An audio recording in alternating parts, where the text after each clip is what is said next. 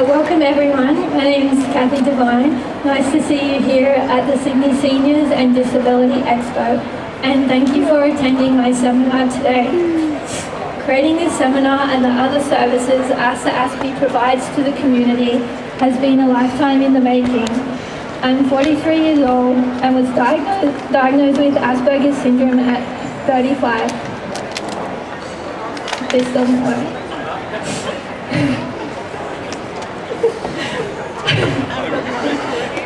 Oh yeah, sorry. Okay.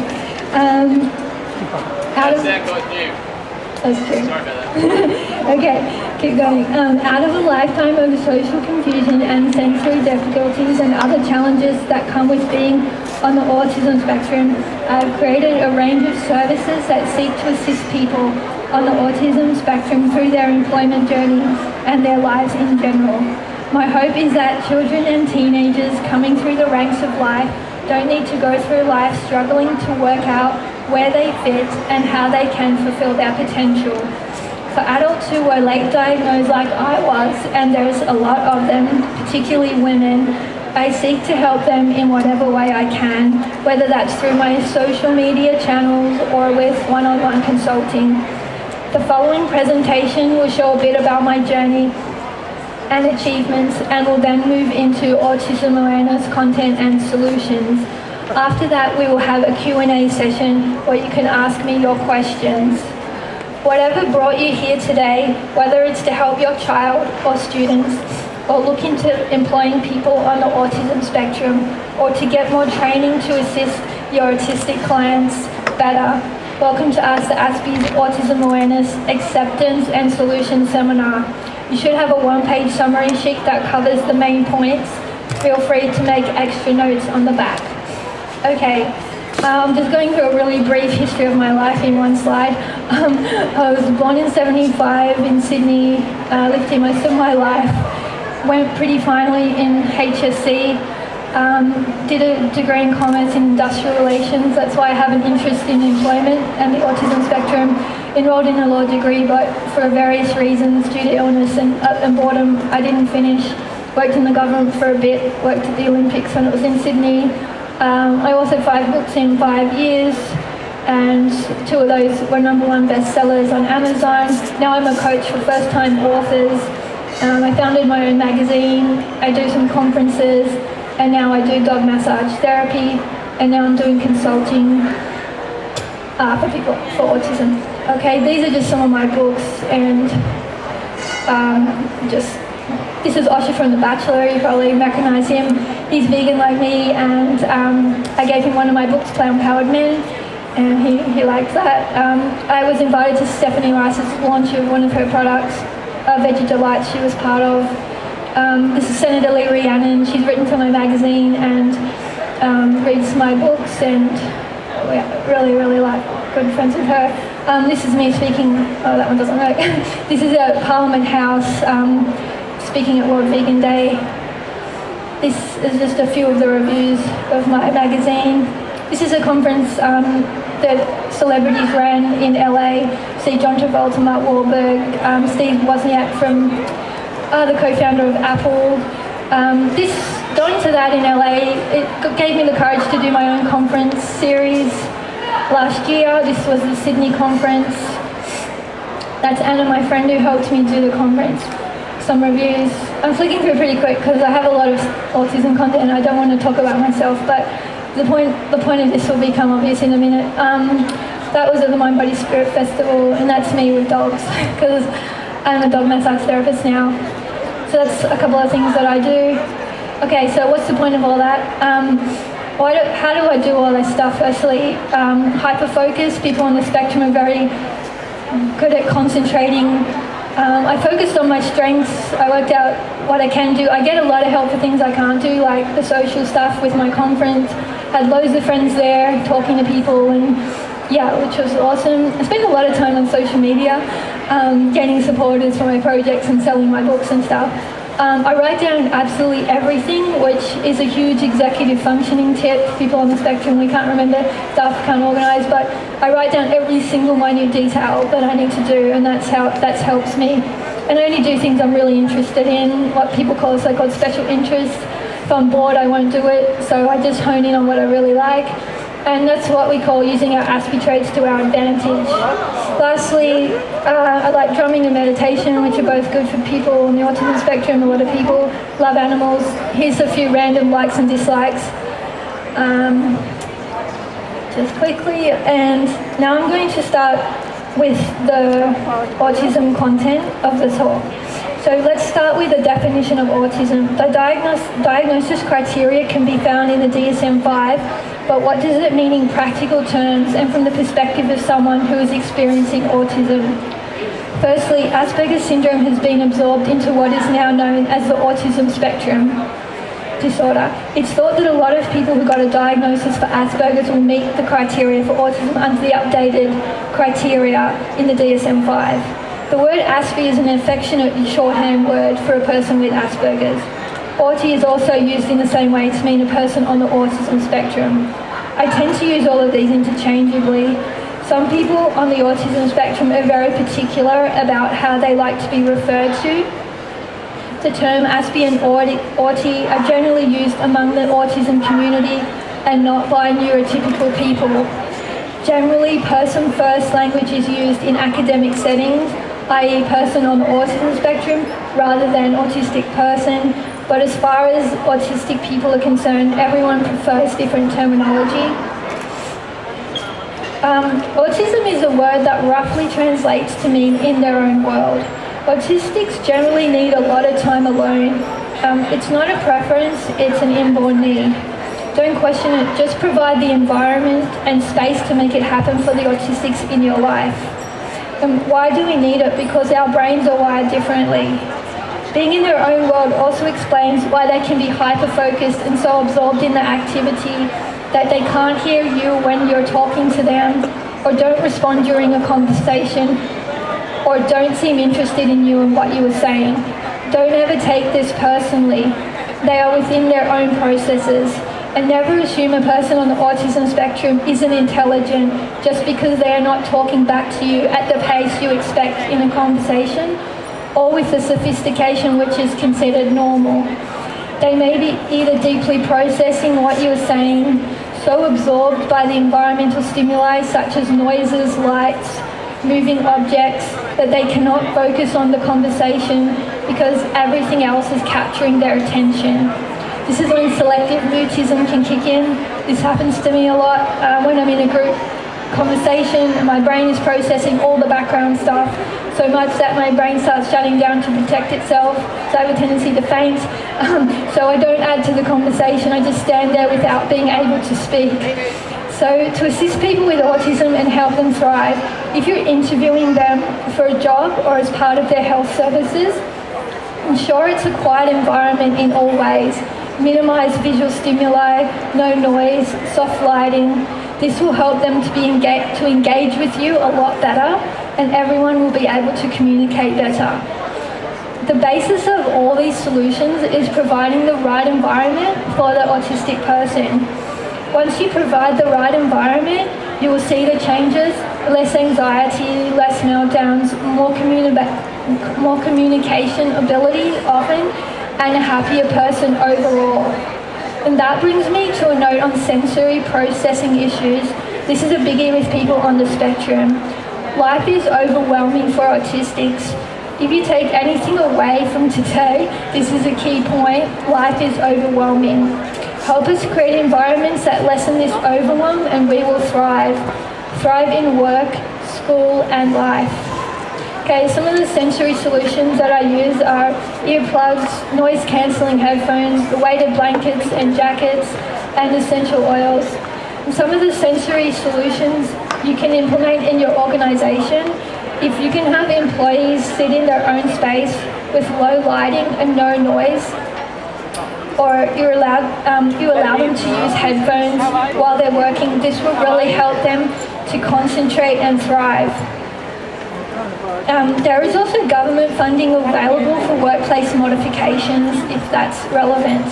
I can also work with your organisation and with your autistic employees to figure out and implement sensory solutions that are win-win. That's more productivity for the employer, a better work life for the employee, and a greater chance that the employee can thrive at the workplace in the longer term. Encourage your autistic friends and family to carry a sensory kit with them at all times. Earplugs, iPod and earphones, bottle of water, small snack, essential oils. Lavender is quite good. Okay, the next topic I want to talk about is executive functioning, and first I will start with a definition. According to Harvard, executive functioning skills are the mental processes that enable us to plan, focus attention, remember, and juggle tasks. Basically, it's the ability to get stuff done and be organized. People with autism are said to struggle in the executive functioning domain.